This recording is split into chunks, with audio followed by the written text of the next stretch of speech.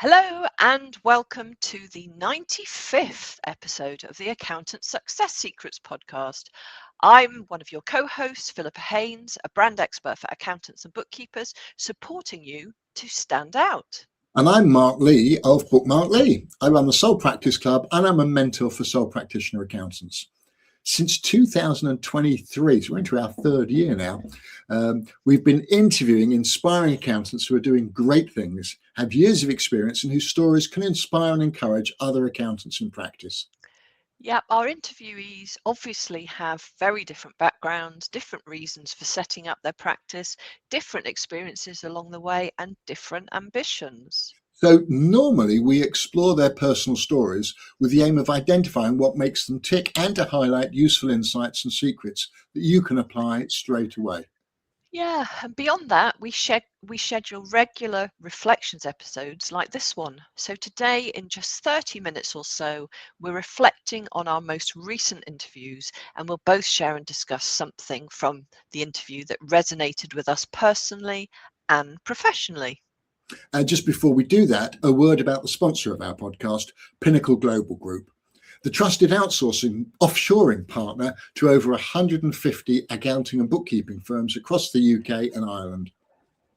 Led by London-based chartered accountant Mayank Panja, with offices in London and Mumbai and a team of over 300 professionals and loads of videos on LinkedIn and elsewhere, Pinnacle provides both compliance resourcing from accountants, bookkeepers and payroll admins to tax and audit associates, and value-added support, including management accountants, virtual financial controllers, financial analysts and more. Obviously, they're GDPR compliant, ISO certified, covered by professional indemnity insurance, and they offer flexible models, full-time, part-time, or pay-as-you-go. You can even start with a trial period or join their sponsored trip to Mumbai to meet the team in person. Find out more at www.pinnacleoss.co.uk or click the link wherever you're listening to this podcast. Also supporting the podcast is the Tax Advice Network. Their website enables accountants to choose specific specialist tax advisors for general tax support or for help across any of over 100 areas of tax. It's free to use. You just pay the tax advisor you choose after agreeing terms with them. Go take a look at their website called findataxadvisor.online, where you can also register to get their weekly tax tips, which are written especially for general practitioner accountants. And finally, before we start our reflections, you can also now subscribe to our podcast on the Patreon platform. It's where you can show your love and support for Accountant Success Secrets and also subscribe for exclusive Patreon-only extras, especially the regular interview we do with our guests, where we get them to talk about their most challenging issues, how they're dealing with them, and how they're integrating AI into their practice. Indeed. So you'll need to download the Patreon app to do that. But once you've subscribed, you will get the extra episodes via your normal podcast platform. You'll find details of what to do in our normal podcast notes and on the Accountant Success Secrets pages on Facebook and LinkedIn.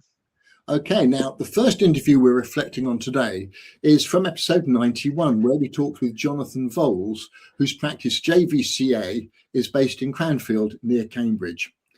Jonathan was incredibly open and honest and kept saying how much he felt he'd been an idiot when he started out, and that to some extent he still feels he's an idiot when it comes to how he runs his practice. I don't think he's an idiot at all. But I thought it was very humble of him because he did seem genuine in that view. I think at the outset, it was very much about realizing that it had been daft to bring in clients by focusing on being the cheapest accountant in the world, his words, I think.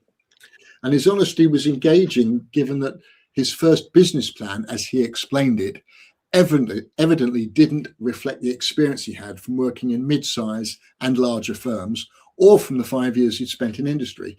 He'd had to learn all those things that are involved in running your own practice, so clearly hadn't factored them into his business plan. Later on, he talked about the enormous value of the support he received from accountancy groups that he belonged to, and the importance of having an external coach or mentor. Now, obviously, I would endorse that, although I've never worked with Jonathan. But I think that what he said echoes very much what my clients would say about the mentoring support they get from me. And he had a wonderful expression that in the same way as I've never heard this before, in the same way as we each have smell blindness in our own home, which I can understand what he means. Many accountants have business blindness as regards their own practice. He noted that if his coach encourages him to do something, he's much more likely to do it than if his business partner or wife encourages him to do much the same thing. And I've heard this many times from my own clients, although none of them have a business partner because I only work with sole practitioners, and few seem to discuss practice-focused matters with their spouse. Yeah. What did you pick up on, Philippa?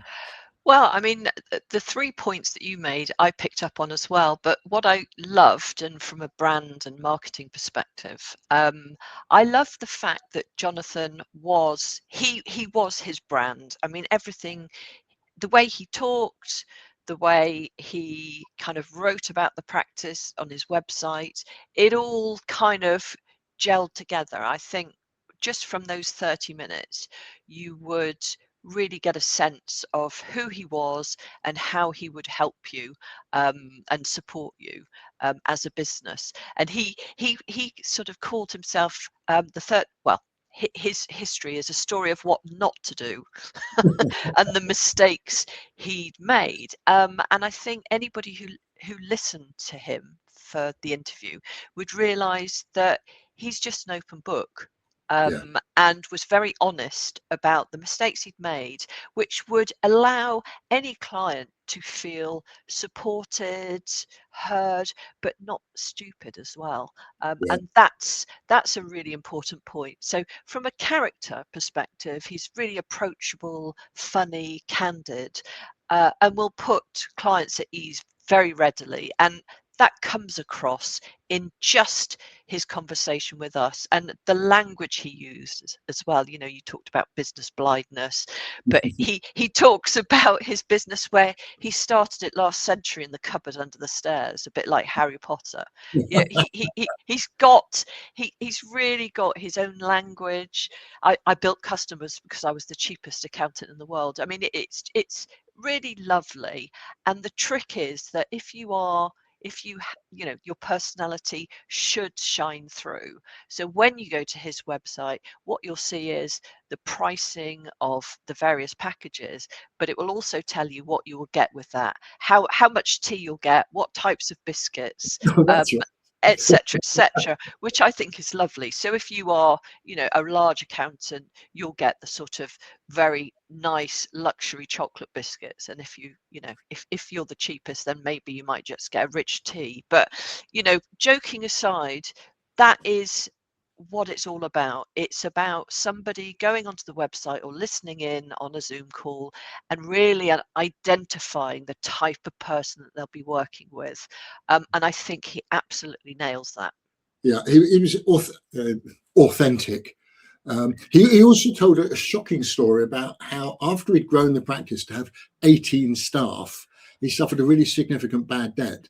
And this was because they'd done what so many accountants would do when he'd learned that the client was struggling to remain in business. They couldn't afford to pay his fees.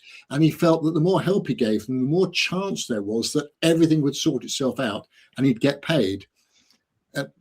Unfortunately, as I've heard many, many times, in the event the business still went under, but he suffered a loss of about £145,000, which is a huge amount, and it forced him to restructure his practice. And like many accountants, I'm sure I can understand entirely why he continued providing ongoing support. But, and I've had conversations like this with mentoring clients, I think it's important for accountants, however committed to their clients they might be, that you try to be objective when dealing with those whose business doesn't look sustainable. And sometimes, as I say, my mentoring clients have appreciated getting that confirmation or insider advice from a sort of almost a non-exec mentor for the practice, the role that I perform there. Yeah. If a client can't access the funds externally to continue paying your fees, it's not your fault if that precipitates the business going down. it's better to lose only 1 month's fees than to build up a significantly bigger debt, even if you feel in some way to blame for your client's troubles. That is so rarely going to be the case. It's not your fault if they didn't take your advice, weren't prepared to pay for it, or didn't follow it. And that Yeah. really bad experience is what prompted Jonathan to move almost all his clients onto monthly direct debits.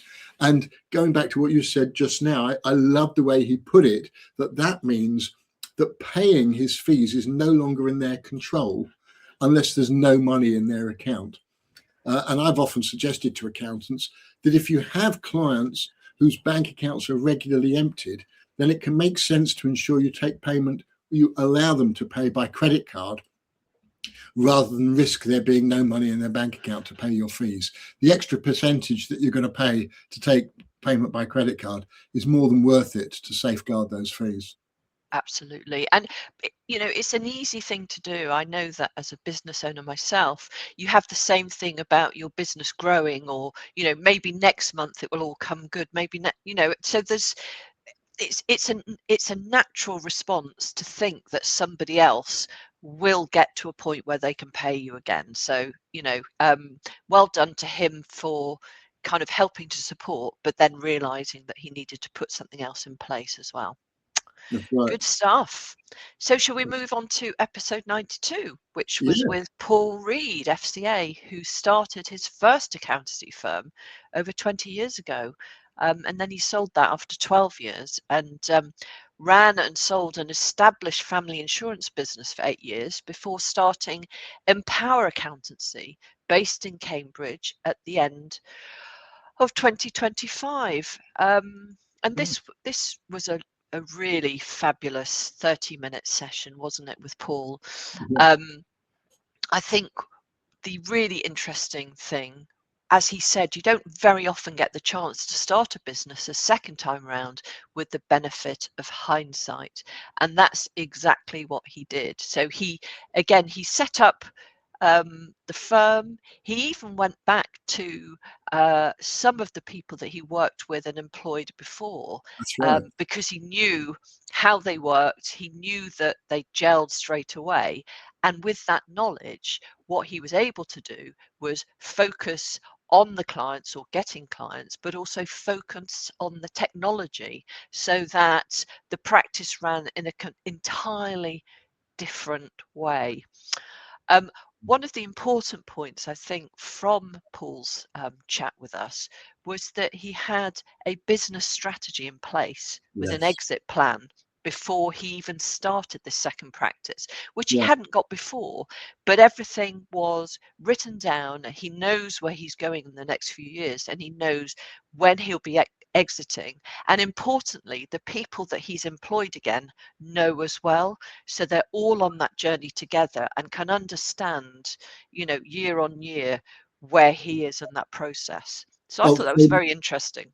very much so. I think he talked about it as a growth plan, and I pushed him on that because I know many accountants, when they complete entries for awards, will often indicate their hopes and dreams and ambitions, even though the entry form asks about their strategy.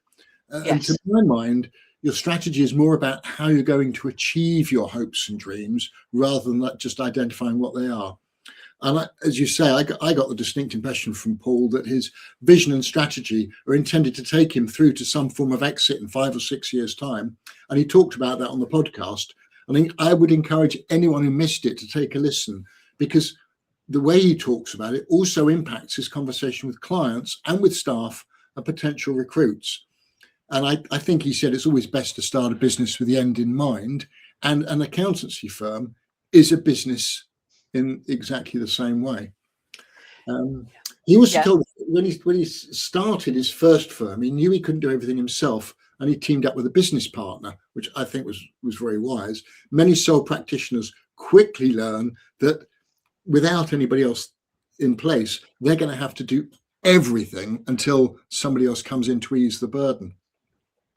And he said that first firm focused on promoting what made them different and distinct, in line with what they heard their initial clients saying back to them. Now, I don't know how common that is, but listening to clients is a great way of clarifying what they think of you. And he told us that back then he attended quite a few networking events, and I'm sure that his conversations were more authentic and powerful when he was relaying what clients were saying about him and the value he was delivering. And that same point came up again in our next interview, which we'll discuss later. Now, how do you know what your clients are saying about you? Have to ask them without appearing to be selfish. So that means you need to express a genuine interest in them and their business. And then when the time is right, you can ask almost in passing why they chose you and how they're finding things so far. And that only works if you're genuinely interested to learn what they think is going well for them and what's not going well for them that they might like you to do differently, if you can. And if anyone listening to this pod wants my simple guide on how you can approach clients in this regard, just let me know. It's something I've talked about with a number of my mentoring clients. Yeah.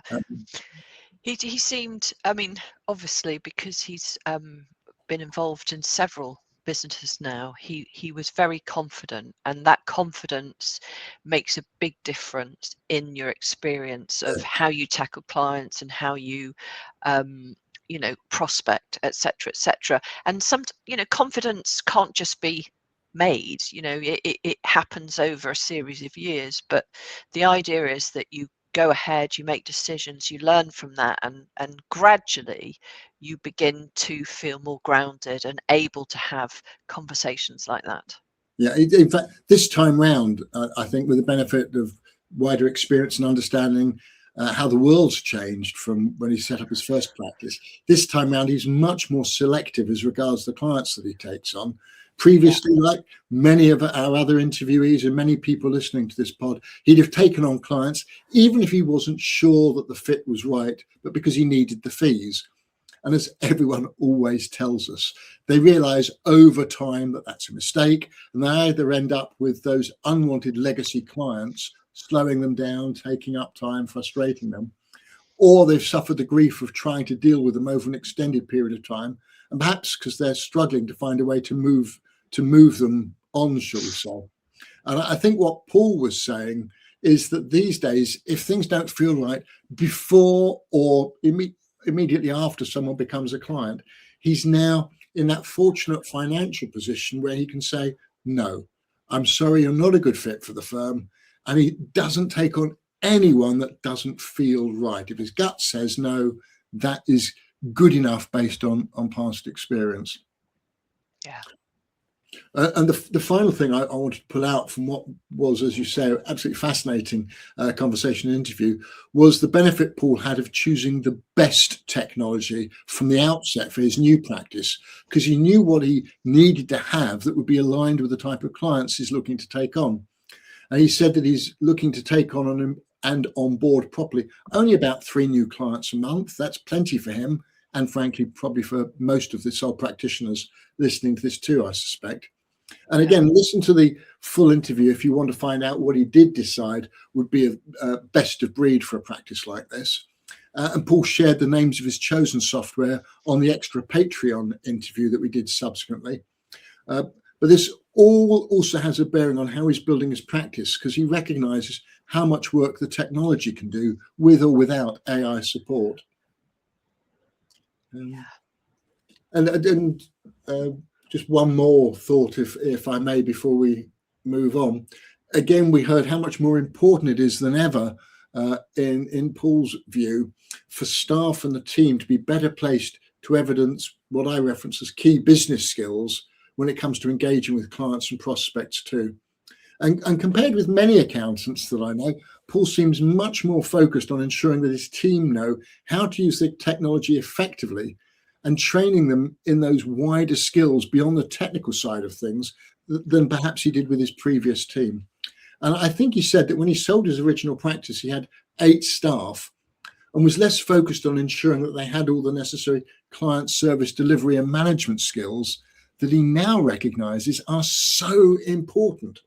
And of course, that ties in with one of the messages I've been sharing for years about the importance of developing that range of business skills that will enable accountants to continue to have a role with their clients, however efficient and effective AI-driven systems become. Very good. We better move on, haven't we? Yeah. And look at episode 93. Yeah. That the guest was Dave Sellick. Do you want to Yeah, start? he runs Sid Grove, an accounting practice and finance consultancy from his base in Woking in Surrey. Where to start on this one? He just seems so knowledgeable and inspiring and motivating. If I was early in my career, I'd be following this guy and learning from what he's doing and how he's doing it. He was so generous with his insights and advice for other practitioners.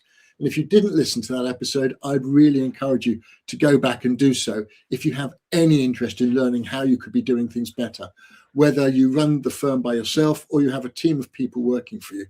I almost wish I'd heard his presentation during the Zero Roadshow around the country, because I'm sure that was something to behold. Yeah, he was really unbelievable, very unique, totally focused, as somebody used to say, maniacally focused, in fact. But he's one of these people, and there really aren't that many, who set up their own business so that they can be happy. Yes. And he really had quite a strong vision, an area of focus, but the desire was, I think he'd had a breakdown or was very unhappy in a previous Big Four. I think it was PwC or something, just because personality wise he didn't fit in, and so essentially he set up a practice where he was going to be happy and would be able to get up in the morning. And I think, a lot of people say that, but he genuinely meant it, that unless he feels creatively kind of accomplished and that he's doing something where he's really working out best practice and using as much technology as possible, he's not happy. And when he's not happy, things go downhill pretty quickly. But his vision based on all of that was, to quote him, "I had this ridiculous vision to basically do what firms are charging thousands of pounds a month to do for clients." He was going to do £100 a month. So, converting what was multiple £1,000s worth of value into £100 a month, or few £100s a month. And that is a massive undertaking, really, quite a big kind of brazen vision for anybody, but he has managed it. It's taken him 6 years, he said, to work on all of the technology behind the scenes, but he did show us, what it would look like. And I mean, he's an ex-DJ anyway, and it did look like he was still DJing. It's all there in front of him, and essentially he's able to manage, I mean, he said over 50 clients really easily, because it's just clicking a button. And obviously the value then comes with the conversations and the insight that he's able to give. And he uses Slack as the kind of the communication platform, and where all of that data is, so that everybody can make use of the data and see it, but also have that conversation around it. I mean, he genuinely was the most inspiring person, wasn't he? It was astonishing. He said how he'd struggled early at PwC, probably because he doesn't fit the stereotypical view of an accountant. Quickly realised that he needs to be relatable to engage other people, which of course ties in with my own view that to have a successful practice into the future, accountants need to develop those relatability, rapport building, effective communication skills, and so much more. And those skills are just as important as your ability to be a good accountant. You do need that background as well. He said he started his practice intending to build it up and to have a team doing things the way that he wanted. That's right. In the way that he felt should be done to serve clients. But very soon he realized he didn't need to employ anyone. His model works with just him, and he can generate revenue and bottom line profit that is more than good enough. Plus, it means he doesn't have the grief of trying to recruit, retain, and manage staff. And I know how appealing that is to many practitioners. And I think also he's been good at getting all the work he needs, not by actively selling anything or doing any obvious marketing. Instead, his casual conversations and case studies about the value clients have got from his services do the selling for him, much the same as our previous interviewee, Paul, was saying. And I think we both thought that the confidence that he no doubt has when he's talking about those case studies is probably his greatest sales skill, even though it just comes from experience, his passion, and learning what works best for him.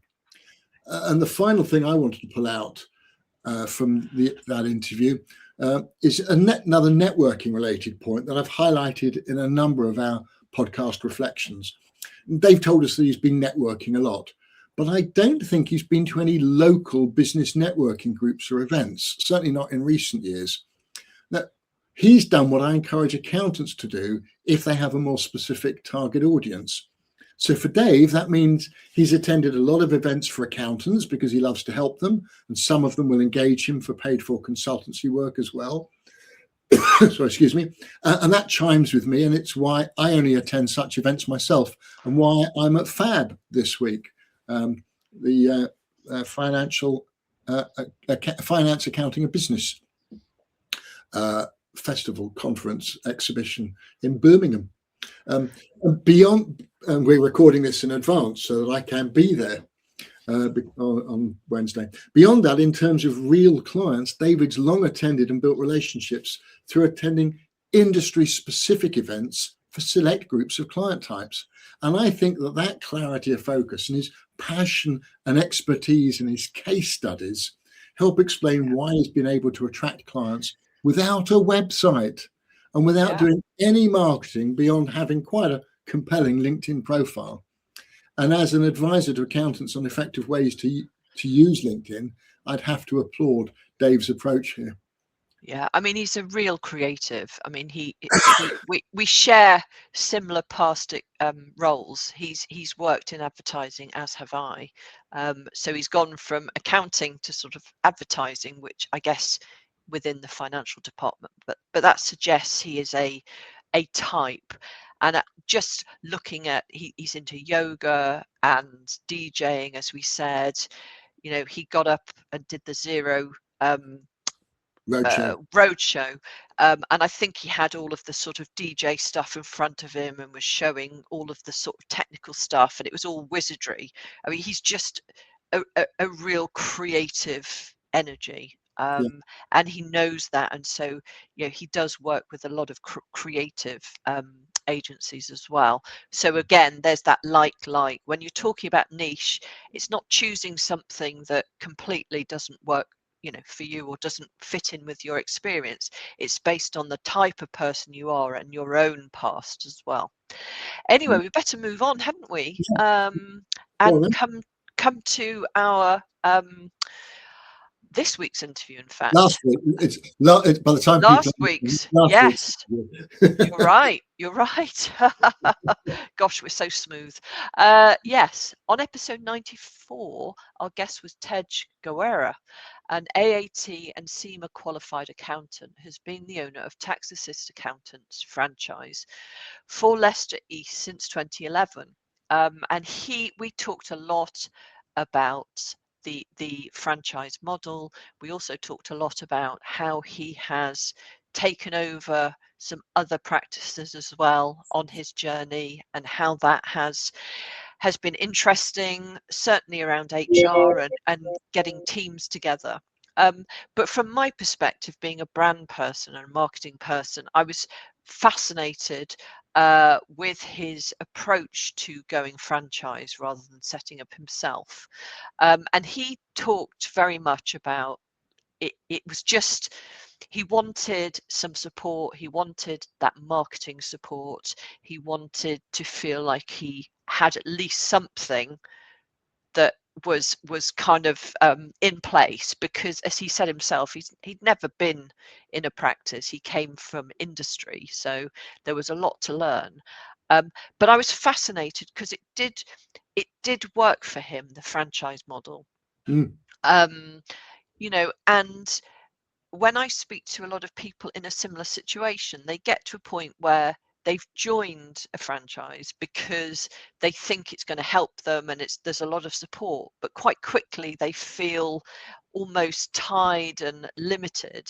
And what was once a strength has become a little bit of a liability. But this is not true of Tej. He really was flourishing within that environment. And I think that's because he realized he made the most of what a franchise can be. So Tax Assist in particular, it's kind of a shop front. So he realized that was advertising in itself. When he joined, it was quite early on in the Tax Assist journey.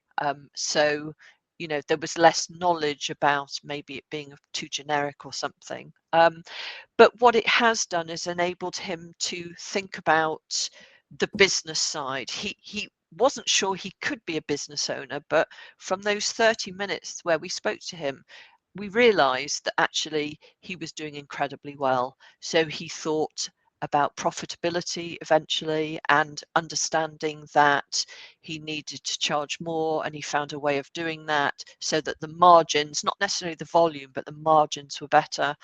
But more importantly, he got a sense of how to be a manager of people, because he said himself, he's not an extrovert, which is probably why he did want the franchise model, because it gave him a little bit of something to hide behind. But very soon he'd become a very good and a very smart operator with people, understanding that the way you get the best out of people is to understand their strengths and point them in that direction. You're never going to be able to put a circle in a square hole, for instance. So very quickly he began to understand the business side of things. So after 30 minutes, he felt like a really safe pair of hands, who was a business owner who knew what he was doing, and he came up with some lovely insights, which I'm sure, Mark, you've picked up as well. Yeah. Well, it was always going to be an unusual interview because he's running a franchised office. But as I hoped when I agreed for him to be a guest, so much of what he shared with us is relevant to anyone running their own firm too. And if we go back to when he started the practice, he was between jobs. He'd never worked in practice. But when he looked into how to build up your own firm, he realized that you need sales and marketing experience and knowledge, which he didn't have. And that's true of many accountants who want to start their own firm. But Tej realized that rather than try to learn those crucial skills from scratch, he thought maybe it would be easier for him to join a franchise. And he's evidently learned a lot along the way. But I think that decision's clearly worked out well for him, because he's still there 15 years later. The important takeaway here is that being a good accountant is never enough to build your own practice. You also need key marketing and selling skills. And in this context, I often reference the 4 Ps, which you'll tell me there are 7 Ps of marketing. I know, but the 4 Ps I talk about are, one, you have to be able to promote and market your practice effectively, and you can outsource that to a degree. Secondly, pitch. You have to quickly learn how to pitch your services one-to-one with genuine prospects. Thirdly, price, and the skill again often only learned over time, to price your services in a way that's fair to you and to your clients. And the 4th P is the one where so many accountants start. They go, well, I've got the ability to provide accountancy services. It's not enough. And as we've heard from so many guests on the podcast, when you only have that 4th skill, you're going to struggle for a while to build your own practice. And another key learning from Tej when moving into practice was realizing that it's not just about being able to provide tax advice and offering to reduce people's tax bills. That's what many people who've never been in practice assume that clients are going to want. As Tej put it, it's all about delivering a service. Clients typically come to accountants because of the legal obligations that they need to satisfy. But if you focus on making it smooth and easy and taking those obligations off their hands as far as possible, and you focus on client service and making their life easier, you'll attract more clients And this attitude and approach will help retain your clients more successfully than those accountants who focus only on the technical side of things and are just doing the work and preparing and filing the accounts and tax returns. And I would say that this has always been the case, but it's going to become even more important as clients and accountants rely more and more on automated systems to fulfill their compliance obligations. Those accountants who are better able to evidence the value of the client service and their advice are likely to have sustainable practices longer than those accountants who continue to focus only on the traditional approach to preparing and filing accounts and tax returns with little in the way of service beyond that. And being part of a franchise doesn't change human nature. Tej mentioned that he attended a tax assist course on raising fees 3 times because each time he deferred having the necessary conversations with clients. Eventually, I think he said he put up his fees on average about 15% across the board. And he admitted to that same old story I've heard so often, that he barely lost any clients as a result of those fee increases. It's worth listening to the interview to hear exactly what he did, but in summary, it seems he had sensible conversations with clients and afterwards was kicking himself that if only he'd done it earlier, he'd have earned tens of thousands of pounds more. And that all reminded me of a conversation I've had with a number of my mentoring clients who admitted later they just needed somebody to encourage and push them to have those conversations with clients rather than continually putting them off. Indeed.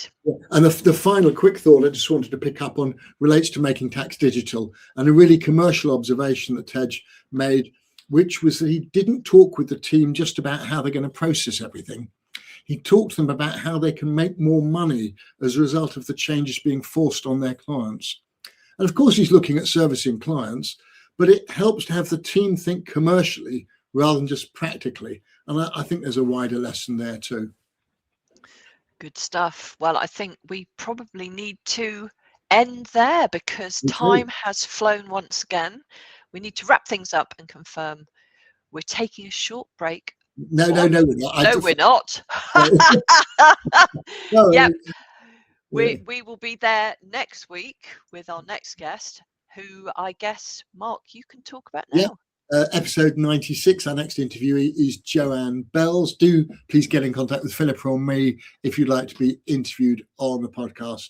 You'll find all the interviews and episodes we've mentioned on LinkedIn, YouTube, Spotify, Patreon, and on Apple Podcasts. If you feel we deserve it, please give us a 5-star review on Apple, Spotify, or anywhere else you see the option, because that'll help us to reach an even wider audience. And obviously, please let us have your feedback and share the love online too. If you're a listener who just searches online each week for the next episode, or you only watch this on the LinkedIn feed, do please also subscribe on one of the podcast channels. Subscribe to the Accountant Success Secrets podcast business page on LinkedIn, or even better on our Patreon channel. All gives us a better idea of how many regular listeners that we have. Yep. So just before we finish up then, our thanks again to the sponsor of the episode, Pinnacle Global Group, your trusted outsourcing partner. Do check out their website and let their CEO, Mayank, know that you heard about Pinnacle Global on this podcast.